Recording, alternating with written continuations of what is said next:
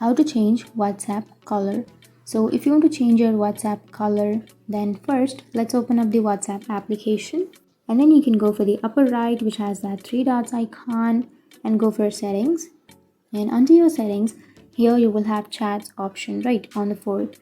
Tap on that chats, and here you will have wallpaper option under your display. Tap on that wallpaper, and here you will have change option. Go for change, and under change you will have default wallpaper or your photos or the dark or bright or solid color wallpapers. So simply choose any one of those, and here you will have all of these wallpapers. So you can simply choose any one of these options, and you can tap on set wallpaper, which is on the bottom of your screen. Or if you don't like this, then you can swipe right or left to choose the wallpaper. And once you've chosen the particular wallpaper that you would like, then go for set wallpaper, which will be on the bottom of your screen. And that's it, your wallpaper has been set. So that's how you change your wallpaper color, or that's how you change your WhatsApp color.